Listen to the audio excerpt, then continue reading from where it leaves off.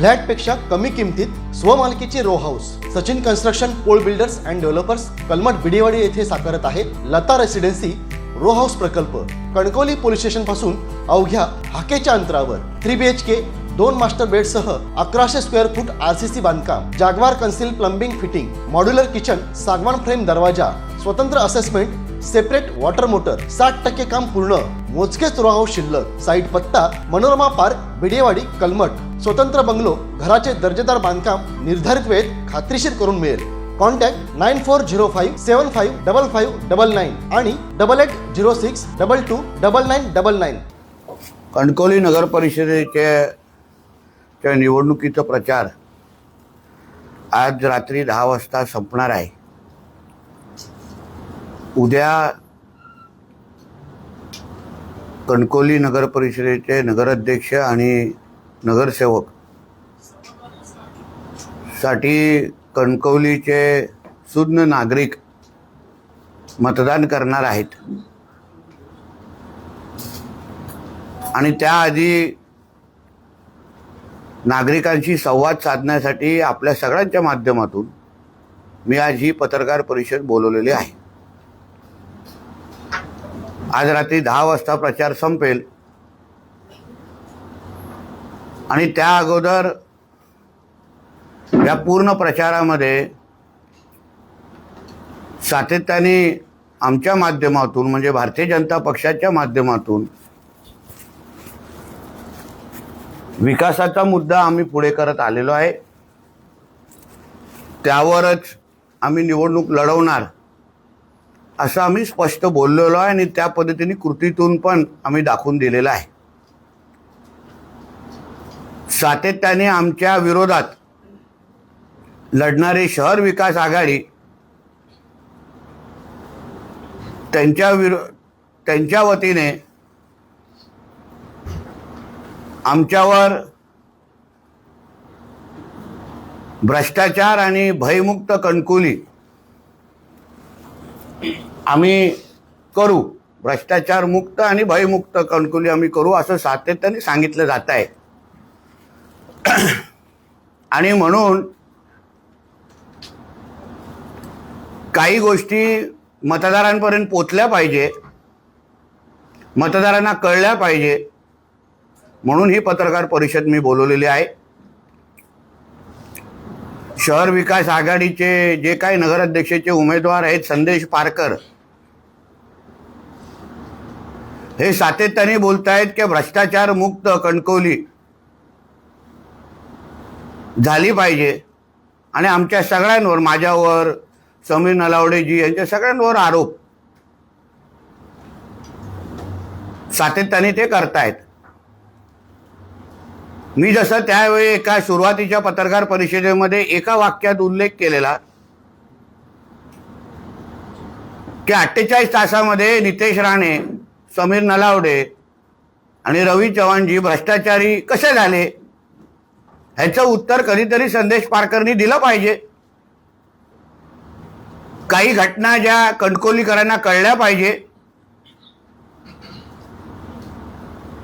कानावर गेल्या पाहिजे। निवडणुकीच्या 2-3 महिन्या अगोदरपासून जेव्हा कणकवलीची निवडणूक लागणार अशी कळली तेव्हा पहिल्यांदा रवी चव्हाणजींच्या फोनवर मी, संदेश पारकर आणि रवी चव्हाण एक दुसऱ्याशी बोललो आणि आमच्या दोघांची, माझ्या आणि रवी चव्हाणजींशी बोलत असताना आता मी थकलो आहे आणि तुम्ही मला भारतीय जनता पक्षामध्ये घ्या, उभाटाचं काय खरं नाही, दोन्ही सेनेचं काय खरं वाटत नाही असे स्वतः संदेश पारकर बोलले होते। आणि मग त्यानंतर मी लवकरच तुम्हाला दोघांना भेटतो असं आम्हाला सांगितलं गेलं आणि नंतर भेटल्यानंतर मला ते भेटायला आले मुंबईमध्ये आणि भेटल्यानंतर प्रवेशाची चर्चा सुरू केली आणि त्या चर्चेमध्ये मला तुम्ही 30 कोटी द्या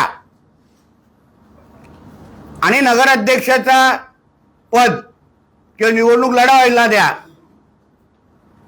अशा पद्धतीची ऑफर मला दिली. मी त्यावर ऐकल्यानंतर मी 2 गोष्टी त्यांना सांगितल्या. एक तर हे आरक्षण ओबीसी ओपन पडल्यानंतर आमच्या वतीने सन्मान्य राणे साहेब, सन्मान्य चव्हाण साहेब आणि आम्ही त्या सगळ्या जणांचं अतिशय स्पष्ट ठरलेलं की आमच्या वतीने आदरणीय समीर नलावडेच लढणार, त्याच्यामध्ये काही बदल होणार नाही. मी त्यांना सांगितलं. समीर नलावडेजीने एवढ्या वर्षानुवर्ष सन्मान्य राणे साहेबांकडे जी काय निष्ठा त्यांनी दाखवली की साहेबांबरोबर राहिले प्रामाणिक पद्धतीने, स्वतःच्या भविष्याचा विचार न करता. मला आठवतं 8 वर्ष अगोदर जेव्हा मी ही निवडणूक आम्ही लढवत होतो तेव्हा मी स्वतः काँग्रेसचा आमदार होतो. राणेसाहेब भारतीय जनता पक्षाचे राज्यसभेचे खासदार होते आणि आम्ही स्वाभिमान पक्षातून, म्हणजे अक्षरशः इंडिपेंडेंट पॅनल, स्वाभिमान पक्षाच्या वतीने आम्ही लढवण्यासाठी पुढे आलो. तेव्हा समीर नलावडेजीने कधीच माझं काय होणार, हा पक्ष नुसता रजिस्टर आहे, इंडिपेंडेंट आहे, अपक्ष आहे, मी उभा राहिलो तो पडीन का, असा कुठलाच विचार केला नाही. राणे साहेबांनी उभं राहायला सांगितलंय म्हणून मी आणि माझे सहकारी उभे राहणार. डोळ्याला पट्टी बांधून हा राणे साहेबांचा सच्चा कार्यकर्ता, भारतीय जनता पक्षाचा सच्चा कार्यकर्ता तेव्हा उभा राहिला, खऱ्या योद्ध्यासारखा लढला आणि कणकवलीकरांनी त्याला आशीर्वाद दिला. तेव्हा भारतीय जनता पक्ष म्हणजे आदरणीय रवी चव्हाण साहेब आमच्या विरोधात होते, संदेश पारकर अधिकृत उमेदवार होते, शिवसेना तेव्हा एकत्र होती, तेव्हा सगळ्यांच्या विरोधात आम्ही लढलो आणि कणकवलीकरांनी आम्हाला आशीर्वाद दिला. पण त्याबद्दल कधीच समीर नलावडेंनी हो काही चूक केलं नाही. कपबशी या चिन्हावर लढले आणि जिंकून पण आले. आणि 8 वर्ष राणे कुटुंबाच्या या पूर्ण प्रवासामध्ये 14 पासून ते आत्तापर्यंत एवढी वादळं आली, अंधार आला, पण कधीच समीर नलावडे सारखे असंख्य आमचे कार्यकर्ते कधी हल्ले नाही, स्वतः बदल विचार केला नाही. म्हणून मी त्यांना सांगितलं समीर नलावडेंना डावलून मी करू शकणार नाही, कारण का आम्ही स्वतः बरोबर अशा निष्ठावान कार्यकर्त्यांबरोबर आम्ही त्यांच्यावर कधीच अन्याय करू शकणार नाही. मग कितीही मोठी मला किंमत मोजायला लागली तरी ते मला बोलले तुम्ही विचार करा, मला निवडणूक लढवायची आहे. मी त्यांना हेही सांगितलं तुम्ही आता हल्ली विधानसभा तुम्ही हरलेला आहात, तुमची इच्छा असेल तर मी तुमच्या मुलाला त्या पॅनलमध्ये घेतो, तुम्ही तुमच्या पुढच्या पिढीला आणा, त्यांना आपण उभं करू, त्यांना तुम्ही आशीर्वाद द्या, असं मी त्यांना आवर्जून सांगितलं. मला वारंवार तुम्ही हे जे काही राजकीय आत्महत्या करत चाललेला आहात ते चुकीचं आहे. पण तरीही त्यांनी मला सांगितलं तुम्ही विचार करा आणि ते तिथून निघून गेले. मग परत सातत्याने पैशाच्या संदर्भात कधी 30 कोटी द्या, कधी 25 द्या, मग तेवढी तुमच्या खात्यातली कामं देता का? मग तेव्हा नितेश राणे भ्रष्टाचारी नव्हता का? आणि 30 कोटी आणि अगर कणकवली नगर परिषदेचा नगराध्यक्ष मी लढवायला दिलं असतं तरी नितेश राणे भ्रष्टाचारी झाला असता का? तरी तुम्हाला कणकवली भयमुक्त आणि भ्रष्टाचार मुक्त करायला वाटली असती का? तुम्ही एवढ्यांदा मला भेटले, चव्हाण साहेबांना भेटलेत, कधी तुमच्या केसाला तरी धक्का लागला का? मग कुठल्या अर्थाने भयमुक्त हा कणकोली तुम्ही करणार बोलताय? तुम्हाला 30 कोटी मागण्याच्या बाबतीमध्ये कधी ही चूक तुम्ही केली नाही, पण आता गावभर फिरून, शहरभर फिरून आपण सांगतात की हे भ्रष्टाचार करतायत. मग याही बाबतीमध्ये जरा कणकोलीकरांना तुम्ही उत्तर द्या की नितेश राणेंनी आणि रवी चव्हाण साहेबांनी, भारतीय जनता पक्षाने तुम्हाला अगर कणकोलीची निवडणूक लढवायला दिली असती, 30 कोटी दिले असते, तर ही नितेश राणे भ्रष्टाचारी झाला असता का? ह्याचं उत्तर कणकोलीकरांना तुम्ही दिलंच पाहिजे. मी काहीच बोलत नव्हतो, पण वारंवार आरोप जे होत आहेत, खोटं बोललं जात आहे, जनतेला फसवलं जात आहे, तुमच्या आजूबाजूला जे लोक बसलेले आहेत त्या कार्यकर्त्यांना तुम्ही फसवताय. फक्त स्वतःचा स्वार्थ विचार करायचा. मी तुमच्या मुलाला लढवायला सांगितलेलं, तुमच्या भावाबद्दल तुमच्याशी बोललेलो, तरी तुम्ही तेव्हा त्यांच्याबद्दल विचार केला नाही. विधानसभेला सांगितलं, माझी शेवटची निवडणूक, सांगितलं होतं की नाही? तिन्ही तालुक्यामध्ये फिरून काय बोलत होते? माझी शेवटची निवडणूक. नगर परिषद आली, माझी शेवटची निवडणूक. म्हणजे नेमकं शेवटची निवडणूक कुठली ही कधीतरी जनतेला सांगा. कुठली मोजायची आम्ही शेवटची निवडणूक? मोपाच्या जे प्रायव्हेट फ्लाईटचं जे काय विमानतळ आहे त्याच्या गाडीमध्ये काय काय झालेलं? समीर नलावडेंबरोबर कितींदा तुम्ही बसलेलात? सांगू मी त्यांच्या वतीने? तोंड उघडू? मग हेच समीर नलावडे तुम्हाला वाईट वाटले नाहीत? मग हेच समीर नलावडे तुम्हाला भ्रष्टाचारी वाटले नाहीत? मला जे पटलं नाही त्याच्यावर मी भूमिका घेतली आणि म्हणून ती शहर विकास आघाडी जन्माला आलेली आहे. ती काय लोकांसाठी जन्माला आलेली नाही, कणकोलीकरांसाठी जन्माला आलेली नाही. तुम्हाला तुमचे 30 कोटी भेटले नाहीत, तुम्हाला तुमचं पद मिळालं नाही, म्हणून शहर विकास आघाडी जन्माला घातलीत. म्हणून नितेश राणे, समीर नलावडे यांच्या बरोबर तुम्ही कितींदा बैठका घेतल्या, कुठे कुठे बैठका घेतल्या, त्याच्याबद्दल मला बोलायला लागेल. मोपाच्या बाहेर निवडणूक एअरपोर्टच्या इथे गाडीमध्ये मी तुमच्या रवी चव्हाण साहेबांबद्दल बरोबर काय काय झालं, तुम्ही समीर नलावडेजींचं कसं कौतुक करत होता. नाही नितेशजी, तुम्हाला तुमच्या कार्यकर्त्यांना डावलता येणार नाही हे तुम्ही वारंवार बोलत होता. मला कसंही करून ही निवडणूक नगराध्यक्षाची लढवायची आहे, मग किमान एवढे तरी मला द्या. त्या सगळ्या ऑफर अगर नितेश राणेंनी ऐकल्या असत्या तर आजची ही निवडणूक किंवा आजची ही शहर विकास आघाडी जे सांगितलंय लोकांसाठी केली गेली आहे, कणकोलीकरांसाठी केली गेली आहे. मला कळत नाही, कणकोलीकर दिसतच नाहीयेत कुठे फॉर्म भरण्यासाठी. शहर विकास आघाडीचं राजकीय नेते तिथे दिसले मला, कुठे दिसले व्यापारी समाजाचे लोक, कुठे दिसले कणकोलीकर उत्स्फूर्त पद्धतीने म्हणे ह्यांच्या विरोधात उद्रेक आहेत. कुठे उद्रेक? काय केलं आम्ही अशा लोकांसाठी? काय लोकांच्या विरोधात विकास करणं, लोकांसाठी अडीअडचणीसाठी धावून येणं, 24 तास लोकांसाठी राबणं, कोविडच्या काळात स्वतःची आयुष्याची चिंता न करता, जीवाची चिंता न करता. विचारा आमच्या समीरला किती मेहनत त्या लोकांनी, ह्या लोकांनी दिवस रात्र आमच्या लोकांनी केलंय. तेव्हा कुठे होते हे लोक?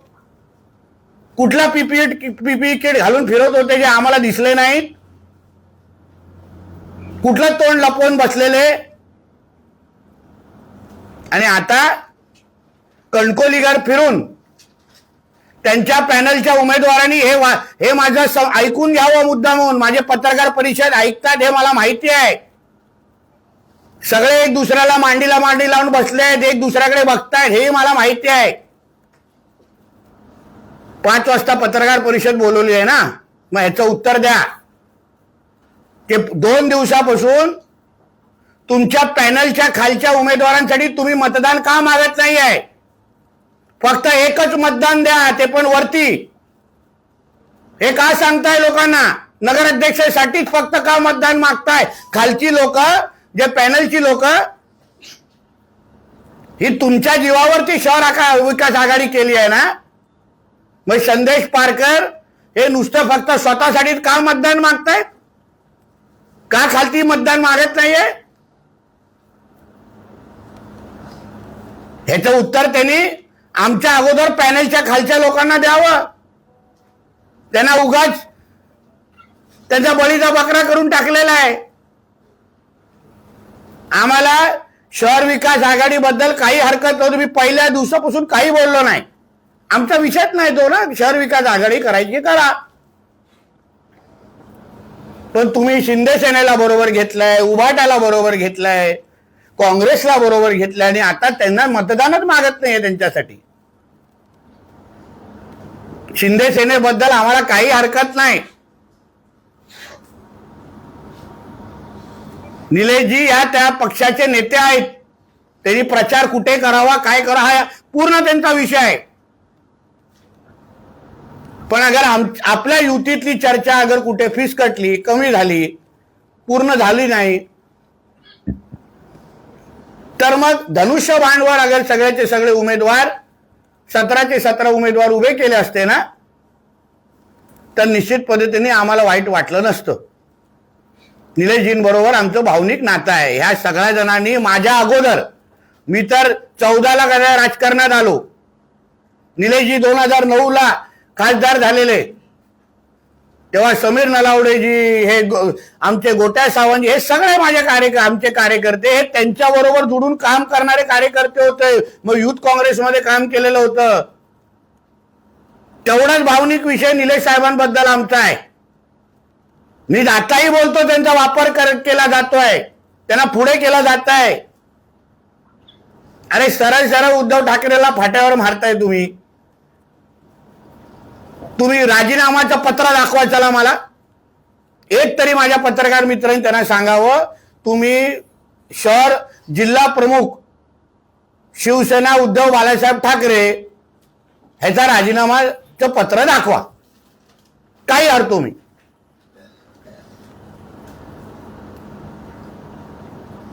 मग कुठल्या तोंडाने तुम्ही या सगळ्या गोष्टी खोटं बोलताय लोकांची? काय अर्थ आहे या सगळ्या गोष्टीला? तुम्हाला तुमच्या बॅनरवर नारायण राणे साहेबांचा मुलगा तिथे लावून मतदान मागायसारखं वाटतं. एवढा उद्धव ठाकरेचा कचरा करायचा आहे तुम्हाला की त्यांच्या जिल्हा प्रमुख त्याला उद्धव ठाकरेचं साधं चिन्ह पण यासारखं वाटत नाही, फोटो पण लावायसारखं वाटत नाही. ही उद्धव ठाकरेची लायकी आम्ही नाही काढली, त्याच्या स्वतःच्या जिल्हा प्रमुखांनी काढलेली आहे, जे अधिकृत आजी जिल्हा प्रमुख आहेत. उद्या ते खरंच जे शिंदे सेनेला सांगतात की मी तुमच्याकडे प्रवेश करतो, खरंच करणार आहेत की पहिले विचारा. जे त्यांच्या मांडीला मांडी लावून आता माझी पत्रकार परिषद बघतायत ना, त्यांना विचारा खरंच प्रवेश करणार आहे का. कारण काल तर त्यांनी वैभव नाईक आणि उपरकरांबरोबर पत्रकार परिषद घेतली परत एकदा. म्हणून अशा खोटारडेपणाचा आधार घेऊन जनतेची फसवणूक. अगर संदेश पारकर स्वतःच्या गलिच्छ राजकारण, स्वार्थी राजकारणासाठी, लोकांशी काही लेणं देणं नाही, जनतेशी काही लेणं देणं नाही, कणकोलीशी तर मुळीच नाही, फक्त मी आणि माझ्यासाठी पैसा, एवढं एक कलमी कार्यक्रम आहे. मी खोटं बोलत असेल ना, चला बाबांच्या दरबारात आणि मी तिथे उभा राहतो, बोलू सगळ्या बाबांच्या समोर, बालचंद्र महाराजांच्या मठात, चला चला मी उभा राहतो आणि जो सांगा नितेश राणे खोटं बोलतोय, चला आमचा स्वयंभूच्या इथे उभा राहू आणि सांगू, तिथे उभा राहू आणि सांगू की नितेश राणे खोटं बोलतोय. आम्ही काय बोलत नाही म्हणून आम्ही काय आरोप सहन करणाऱ्यापैकी नाही. जेव्हा ह्या प्रस्तावाबद्दल ते तुम्हाला संदेश पारकरांना भारतीय जनता पक्षामध्ये घ्यायचं की नाही या बाबतीमध्ये जेव्हा मी स्वतः राणे साहेबांशी बोललो, कारण मला त्यांच्याशी, ते आमचे नेते आहेत, त्यांची परवानगी घ्यायला लागते. राणे साहेबांनी पण मला स्पष्ट नकार दिला. नितेश, तू अशा लोकांना पक्षामध्ये घेऊ नकोस, बिलकुल गरज नाही तुला. तुम्ही लोकांनी काम केलंय, तू असेल, समीर नलावडे असतील, तुम्ही लोकांनी कामं केली आहेत लोकांची. मला स्पष्ट एक्झॅक्ट वाक्य बोलायचं तर अशा चपट्या पायाच्या लोकांना पक्षात घेऊ नका, हे राणे साहेबांचं वाक्य.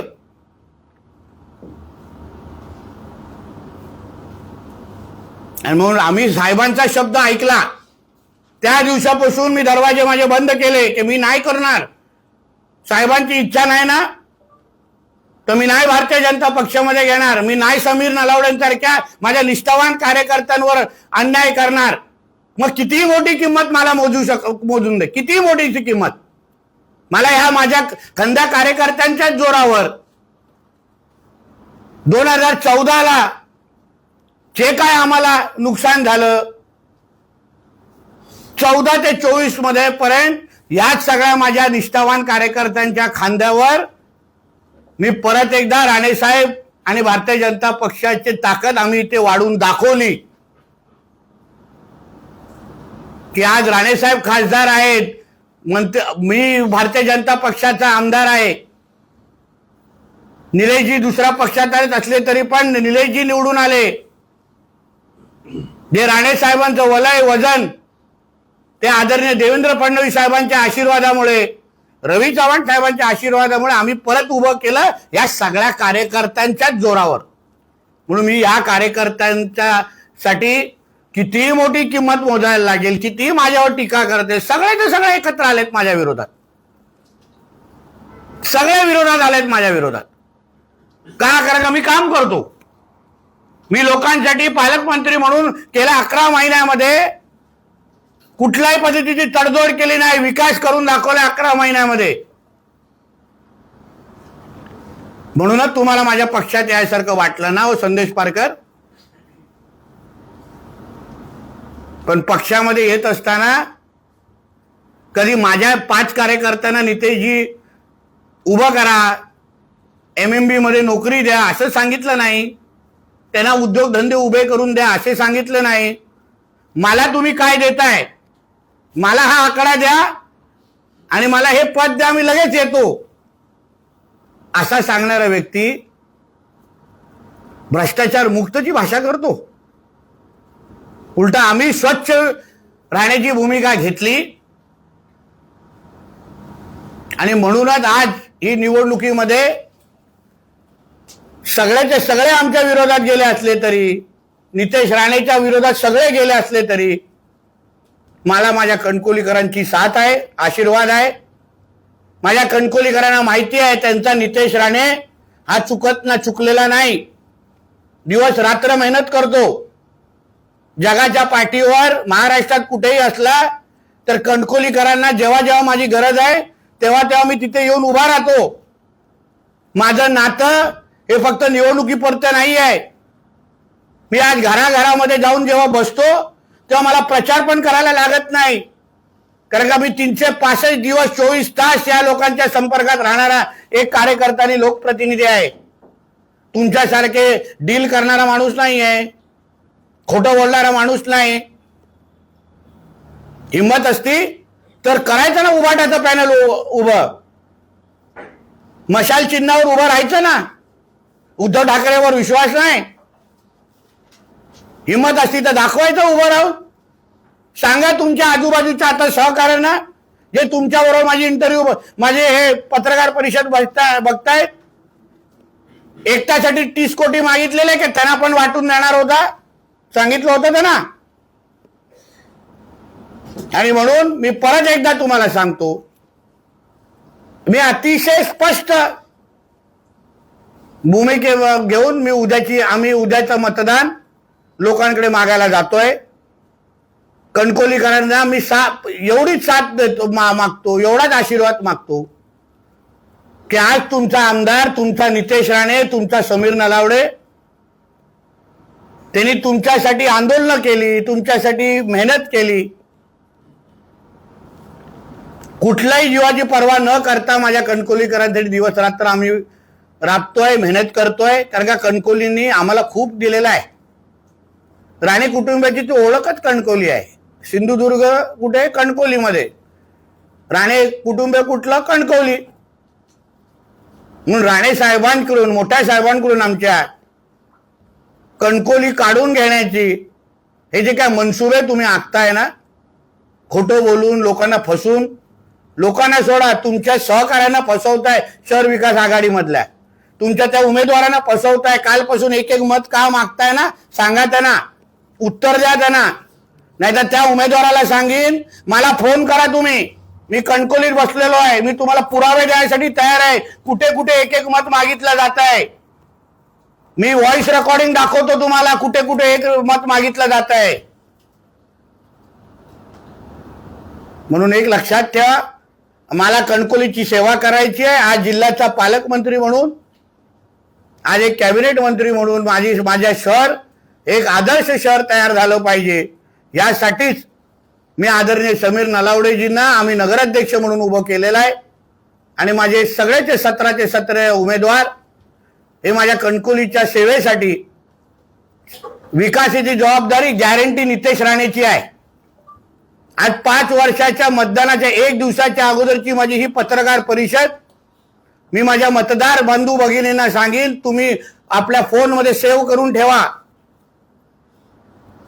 ही माझी पत्रकार परिषद नाही, तुम्हाला ॲफिडेव्हिट आहे की 5 वर्ष तुमचा असा विकास करून दाखवेन, या शहराचा असा चेहरा मोहरा बदलून दाखवेन, असा एक आदर्श शहर बनवून दाखवेन की तुम्हाला अभिमान वाटेल की तुम्ही ज्या शहरामध्ये राहताय ते एक जागतिक दर्जाचं शहर आहे. चांगल्याच्या चांगले प्रकल्पाच्या शहरामध्ये आहेत. असं शहर बनवून दाखवण्याची गॅरंटी ही माझी असेल, जबाबदारी माझी असेल, हे मी या पत्रकार परिषदेच्या निमित्ताने आपल्याला सांगतो.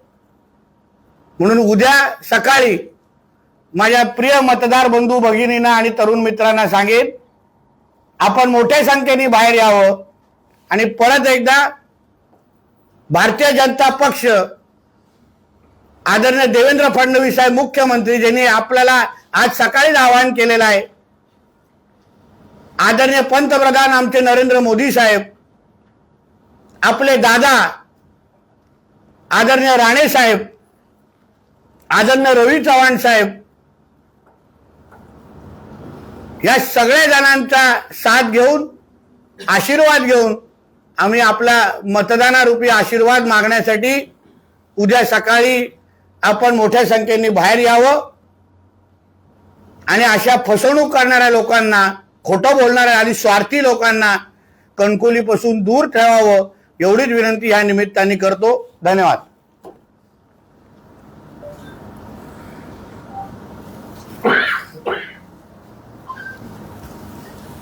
बोला.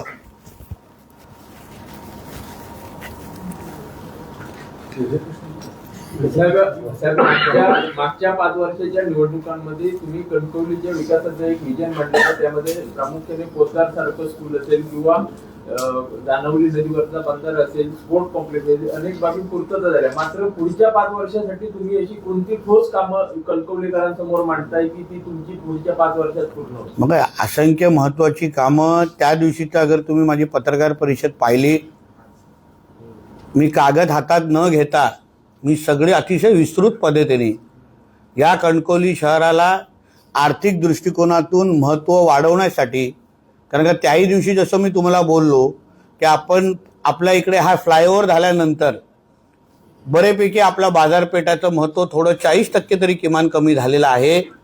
आणि त्यामुळे आमच्या ह्या कणकोली शहरामध्ये लोक थांबली पाहिजे, लोकांनी बाजारपेठ फिरलं पाहिजे. म्हणून ह्या कणकवलीमध्ये एक चांगला अम्युजमेंट पार्क उभं करणं. उदाहरण, तुम्ही मुंबई पुणे हायवेवर जात असताना तुम्हाला खोपोलीमध्ये लेफ्ट